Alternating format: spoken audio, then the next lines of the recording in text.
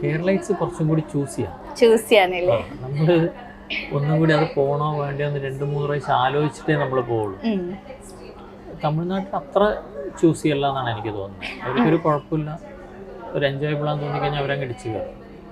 എനിക്കത് ക്യാമറേൻ്റെ മുമ്പിൽ pretty decent ആയിട്ട് അവൻ ചെയ്തു കാര്യങ്ങൾ ചെയ്തു. അവൻ മൊത്തത്തിൽ അധികം സംസാരിക്കുന്നൊരു ടീമൊന്നുമില്ല. അവൻ്റെ ഫ്രണ്ട്സിൻ്റെ കൂടെ അവൻ ചറവറ സംസാരിക്കുന്നത് കാണാറുണ്ട്.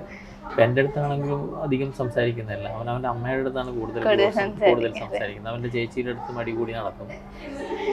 അവൻ പരിചയമുള്ള ആൾക്കാരുടെ അടുത്ത് അവൻ അടികൂടി നടന്നോളൂ. ഒരു നോർമൽ കാര്യമല്ല. കാരണം നമ്മളും ആക്ച്വലി ഇപ്പം നിങ്ങൾ ആരും എടുക്കണ്ട, നമ്മുടെ ഓൺ ഇതെടുക്കുക. നമ്മൾ ഈ മൂവിയായിട്ട് ഞാൻ അസോസിയേറ്റഡ് അല്ല എന്ന് വയ്ക്കുക. ഒരു വലിയ സൂപ്പർ സ്റ്റാർ പടങ്ങൾ ഇറങ്ങുന്നു, എന്നെപ്പോലെ അറിയപ്പെടാത്ത ആർട്ടിസ്റ്റുകളുടെ വേറൊരു പടം ഇറങ്ങുന്നു, ഞാൻ ഏതിന് പോകും? കാരണം ഞാൻ ആരാധിക്കുന്ന വ്യക്തികളുടെ പടത്തിന് ഞാൻ പോകുള്ളൂ. കാരണം ഞാൻ ജനിച്ച അന്ന് മുതൽ കാണുന്ന ആൾക്കാരായിരിക്കും, അല്ലെങ്കിൽ അതിന് ശേഷം നമ്മൾ അവരെ കണ്ടിട്ടുണ്ടാവും. അപ്പം നമുക്ക് ആരാധന അവരോടല്ലേ. അപ്പം ഞാൻ ഉറപ്പായിട്ട് അതിനകത്ത് പോകുള്ളൂ. അതേപോലെ തന്നെ എന്നെ കൂടാതെ ബാക്കിയുള്ള പ്രേക്ഷകരും അത് തന്നെ ചെയ്യുള്ളൂ.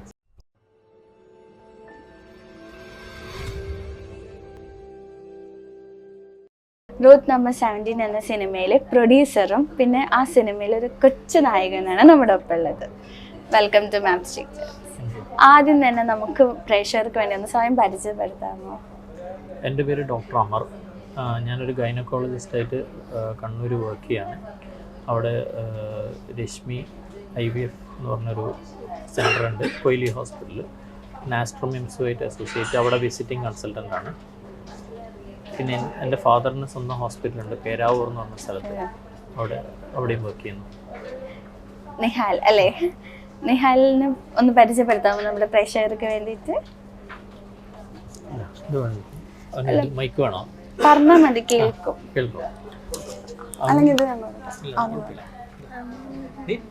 എത്രാം ക്ലാസ്സിലാണ് പഠിക്കുന്നതെന്നൊക്കെ പറഞ്ഞു. നിഹാല് കുറച്ച് ഷൈ ആണല്ലേ? ഞാൻ തന്നെ പറയാം.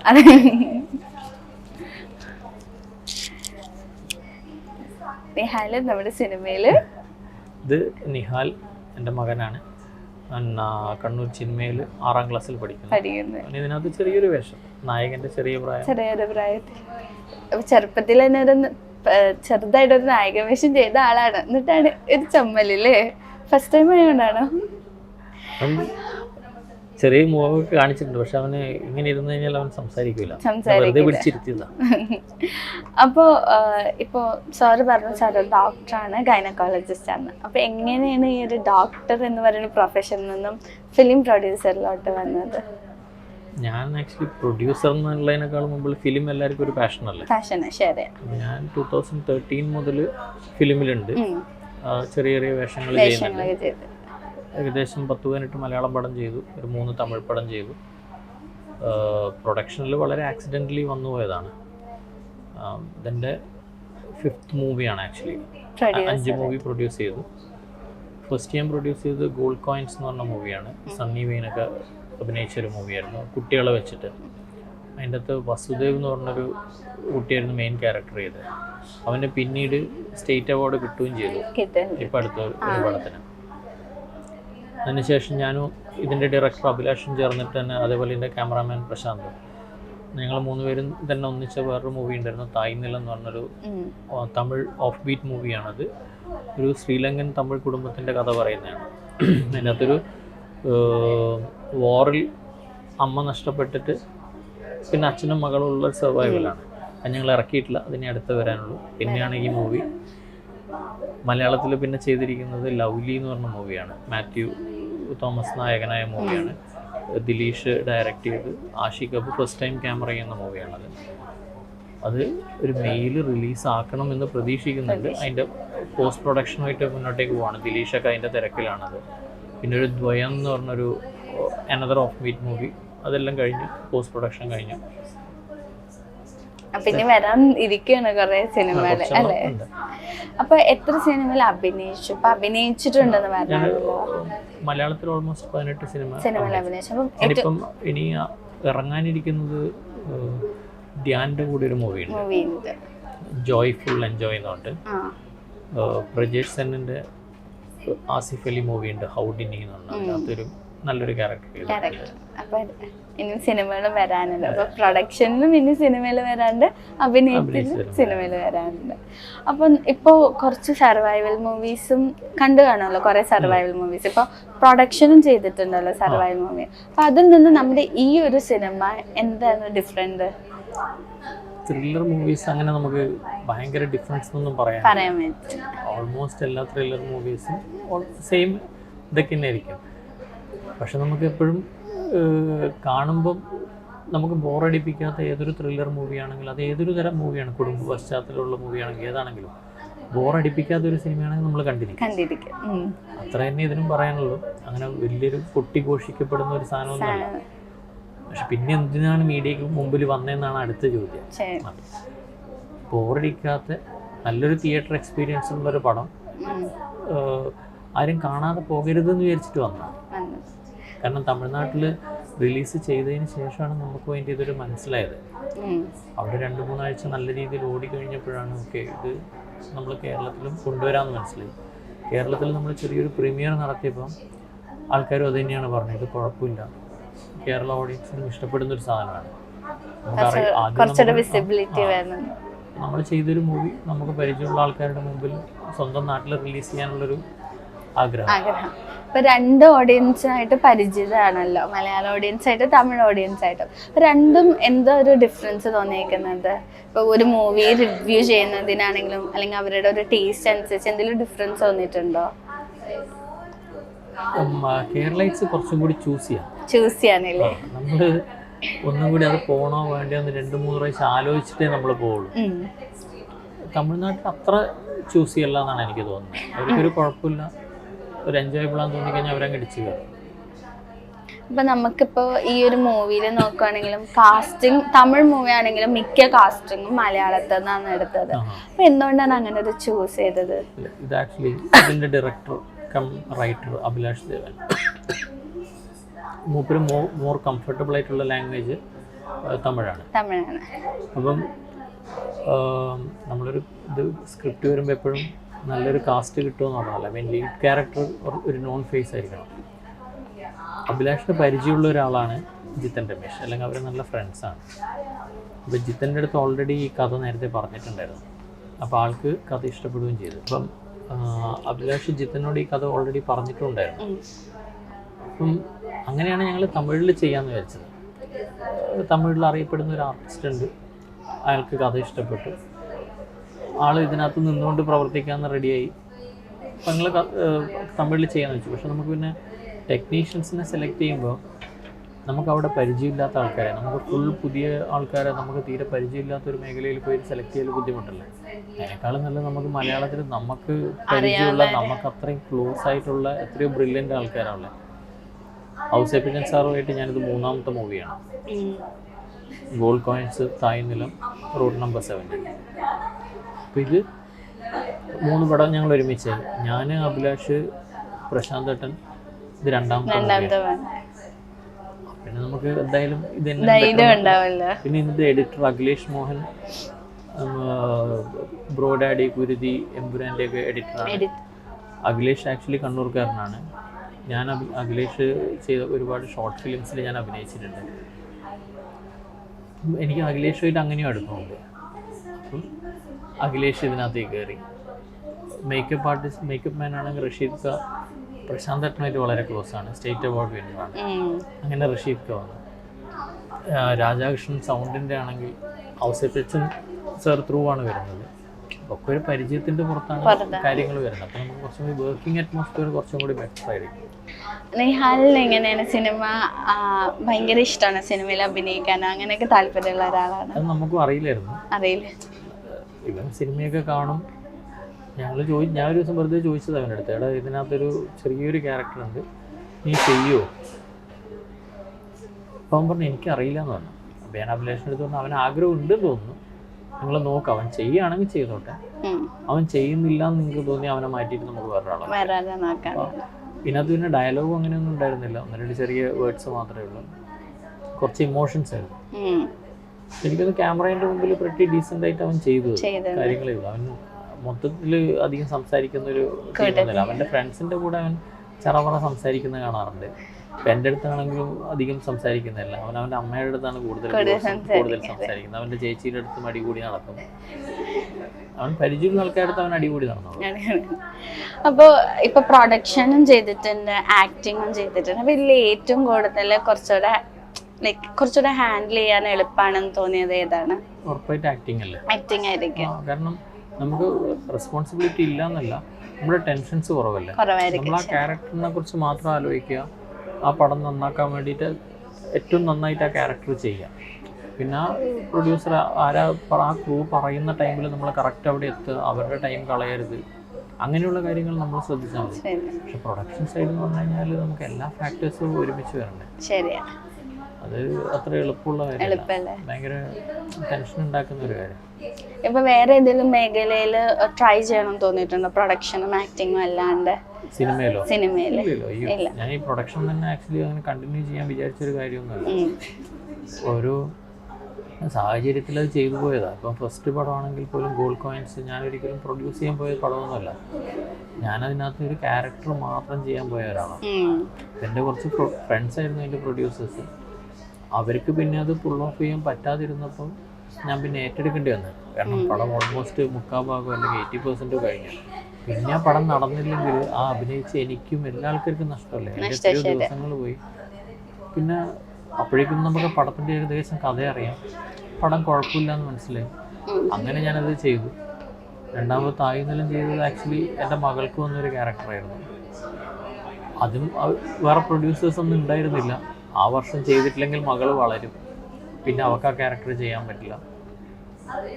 അപ്പോൾ ഞാൻ ആക്ച്വലി അത് ചെറിയൊരു ബഡ്ജറ്റ് സാധനമാണ്. അപ്പോൾ ഞാൻ ആ ഇത് ചെയ്തു. അതിനകത്ത് ആക്ച്വലി ഒരു വേഷവും ചെയ്തു. അവളുടെ ഫാദറായിട്ട് ഞാൻ തന്നെ അഭിനയിച്ച അവസാനം. കാരണം അതിനും വേറെ ക്യാരക്ടർ തപ്പിപ്പോയിട്ട് നമുക്ക് സമയം ഉണ്ടായിരുന്നില്ല. ഒരു ഷോർട്ട് പീരീഡിൽ നമ്മൾ പെട്ടെന്ന് തീർക്കേണ്ട ഒരു സംഭവമായിരുന്നു. ഇപ്പോൾ സാറാണെങ്കിൽ ഒരു ഡോക്ടറും കൂടിയാണ്. അപ്പോൾ ആ ഒരു പ്രൊഫഷനും ഇപ്പം നമ്മുടെ സിനിമയിലുള്ള പ്രൊഫഷനും രണ്ടും കൂടി ഹാൻഡിൽ ചെയ്യാൻ പറ്റുന്നുണ്ടോ? എന്തെങ്കിലും ഭയങ്കര ബുദ്ധിമുട്ടാണ് ഹാൻഡിൽ ചെയ്യാൻ തോന്നിയിട്ടുണ്ടോ? രണ്ടും കൂടെ ഭയങ്കര സ്ട്രെസ്ഫുൾ ആയിട്ട് തോന്നിയിട്ടുണ്ട്. ഡൗട്ടൊന്നുമില്ല. അത് ഞാൻ അത്ര സ്ട്രെസ് ഇല്ല എന്ന് പറഞ്ഞിട്ട് കാര്യമൊന്നുമില്ല. ഭയങ്കര സ്ട്രെസ്ഫുള്ളാണ്. കാരണം ഞാൻ അവിടെ നിന്ന് ഇങ്ങോട്ടേക്ക് വരുമ്പോൾ ഹോസ്പിറ്റലിൽ ഹാൻഡിൽ ചെയ്യണം. പിന്നെന്ന് വെച്ചാൽ ഇതൊരു ഗ്രൂപ്പ് പ്രാക്ടീസ് അതിൻ്റെ. ഞാൻ ഒറ്റയ്ക്ക് ഒരു 1 man ഷോ ഒന്നും നല്ല നടക്കുന്നത്. അവിടെ എൻ്റെ കൂടെ വേറെ ഡോക്ടേഴ്സ് ഉണ്ട്. അപ്പം അവർ അത് ഹാൻഡിൽ ചെയ്യും. പിന്നെ എൻ്റെ സ്റ്റാഫ് ഉണ്ട്. ഇപ്പം ഞാൻ വർക്ക് ചെയ്യുന്ന ഡിഫറെൻറ്റ് ഹോസ്പിറ്റൽസ്, ഇപ്പോൾ കണ്ണൂരാണെങ്കിലും പേരാവൂരാണെങ്കിലും അവിടെയുള്ള സ്റ്റാഫ്സൊക്കെ ആക്ച്വലി അത്രയും വർഷമായിട്ട് നമ്മളെ കൂടെ തന്നെയുള്ളവരാണ്. അപ്പം നമുക്ക് എന്താണോ വേണ്ടത്, അല്ലെങ്കിൽ ആ പേഷ്യൻസിനെ മാനേജ് ചെയ്യുന്നത്, ഇതൊക്കെ ഒരു ടിപ്പിക്കൽ പാറ്റേൺ ഉണ്ടാവുമല്ലോ. ഇനീഷ്യൽ ഇവാലുവേഷൻ എല്ലാവർക്കും ഒരു പാറ്റേൺ ഉണ്ടാവും. അവിടെ നിന്നല്ലേ നമ്മൾ ഓരോ ആൾക്കാരുടെയും ട്രീറ്റ്മെൻറ്റ് ഇത് പാറ്റേൺ പിന്നീട് തീരുമാനിക്കുന്നത്. ഇനീഷ്യലി ഒരാളൊരു എമർജൻസിക്ക് വന്ന് എന്ത് ചെയ്യണം എന്ന് എല്ലാവർക്കും അറിയാം. അപ്പോൾ പിന്നെ അതാണല്ലോ ഹാൻഡിൽ ചെയ്യേണ്ടത്, അതവർ ചെയ്യും.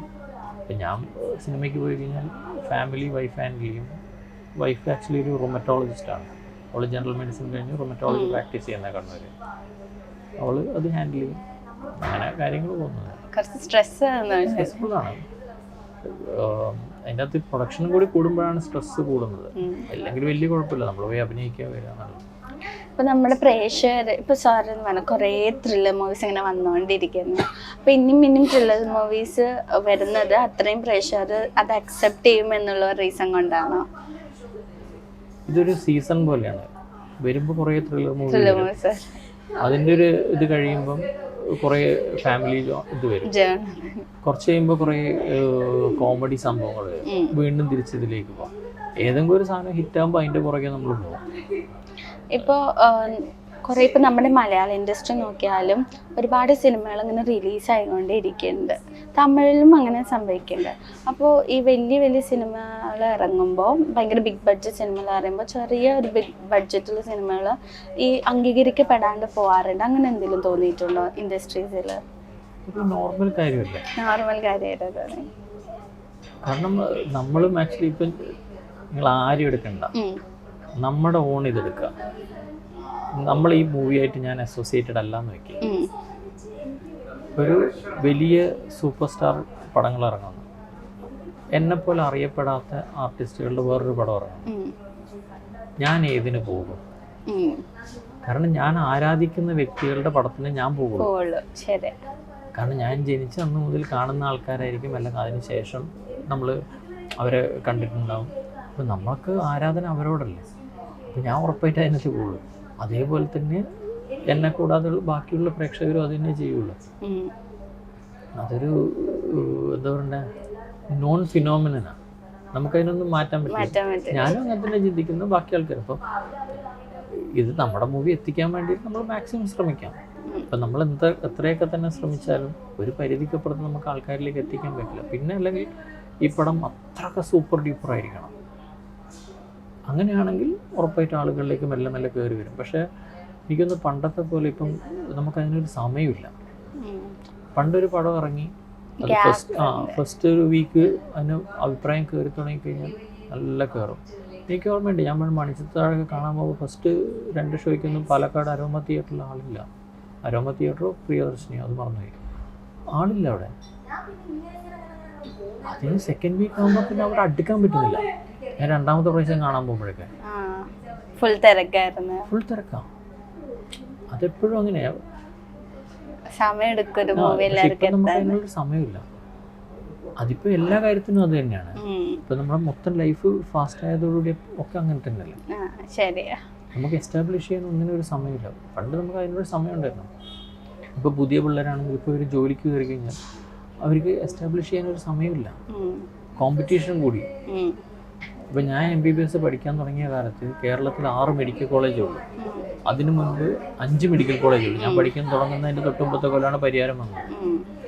ഇപ്പം എത്ര മെഡിക്കൽ കോളേജ് ഉണ്ട് കേരളത്തിൽ എന്ന് ചോദിച്ചാൽ എനിക്കറിയില്ല. അങ്ങനെ ഒരു നിലയിലോട്ട് മാറിയില്ല. എല്ലാവരും കോമ്പറ്റീഷൻ കൂടി.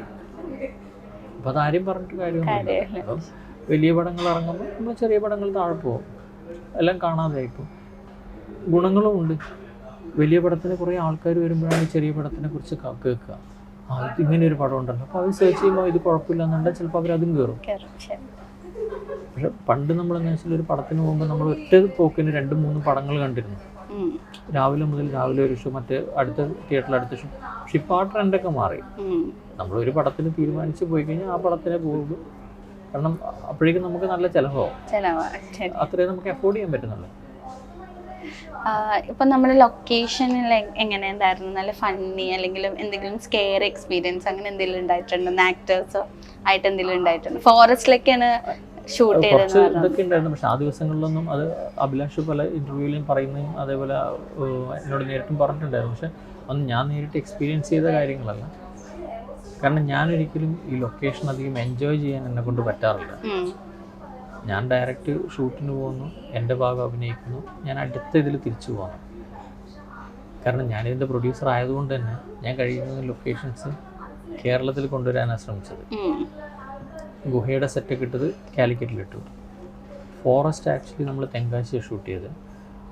ആ ഷൂട്ട് ചെയ്ത് തന്നെ നമ്മൾ അവിടെ മഴ കാരണം നടക്കാതെ ഇരുന്നപ്പോൾ ഞാനത് ഷിഫ്റ്റ് ചെയ്ത് കണ്ണവം ഫോറസ്റ്റിലേക്കാണ്, കണ്ണൂര്. അപ്പം ഞാൻ ആക്ച്വലി എൻ്റെ സൗകര്യാർത്ഥം കൂടിയാണ് അത് കണ്ണവത്തേക്ക് മാറ്റി. കാരണം എനിക്ക് പോകാനും വരാനും എൻ്റെ വർക്കിനെ എഫക്റ്റ് ചെയ്യാതിരിക്കാനും വേണ്ടിയിട്ടാണ്.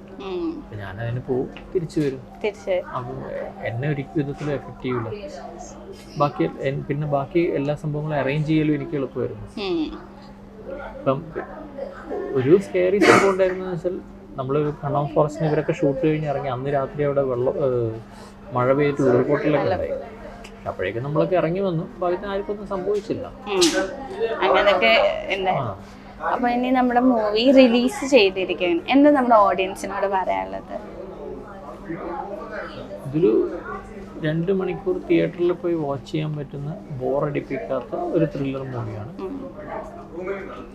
സൗണ്ട് എഫക്ട്സ് ആയാലും ബാക്ക്ഗ്രൗണ്ട് സ്കോർ ആയാലും സോങ്സ് ആയാലും ശ്വേതയൊക്കെ പാടിയ പാട്ട് വളരെ അടിപൊളിയാണ്. അപ്പോൾ എല്ലാ ആൾക്കാർക്കും ഇഷ്ടപ്പെടുന്ന ഒരു മൂവി ആയിരിക്കും. ഒരു 1 ടൈം വാച്ചാണ്. തിയേറ്ററിൽ പോയി കണ്ടാൽ നമുക്കത് എക്സ്പീരിയൻസ് ചെയ്യാൻ പറ്റും. അതിൻ്റെ വെച്ചാൽ നിങ്ങൾ കണ്ടില്ലെങ്കിൽ ആർക്കും ഒന്നും നഷ്ടപ്പെടാൻ പോകുന്നില്ല. അങ്ങനെ കണ്ടില്ലെങ്കിൽ നമുക്ക് അയ്യോ ഭയങ്കര മിസ്സാണെന്ന് പറയേണ്ട ഒരു സാധനമൊന്നുമില്ല. പക്ഷെ കാണാൻ പറ്റുന്ന ഒരു സംഭവമാണ്. പിന്നെ ഇതിനകത്ത് പാട്ടുപാടി വേറൊരാൾ റീത്ത എന്ന് പറഞ്ഞ ലേഡി ഉണ്ട്, ഒരു ലവ് സോങ് പാടിയതാണ്. ആ ലേഡിനെ കുറിച്ച് നമുക്കാർക്കും അറിയില്ല ശരിക്കും. വാടാ മാപ്പിള സോങ് ഒക്കെ കേട്ടിട്ടില്ലേ, അലേഗ്ര, അതൊക്കെ പാടിയത് അവരാന്നുള്ളത് അവർ ഈ സിനിമയിൽ വന്ന് പാടിയപ്പോഴാണ് സത്യം പറഞ്ഞാൽ ഞാൻ അറിയില്ല. അവരൊക്കെ ഭയങ്കര ഡൗൺ ടു എർത്ത് ആൾക്കാരായിരുന്നു. അപ്പോൾ അങ്ങനെ കുറേ എക്സ്പീരിയൻസ് ഒക്കെ ഉണ്ടായിട്ടില്ലേ. അപ്പോൾ ഇനിയും സാറിന് ഒരുപാട് ആക്ടിങ്ങിലാണെങ്കിലും പ്രൊഡക്ഷൻ ആണെങ്കിലും എല്ലാവരും ഒരു വിധത്തിലെത്തട്ടെ എന്ന് ആശംസിക്കുന്നു. Thank you so much. Thank you.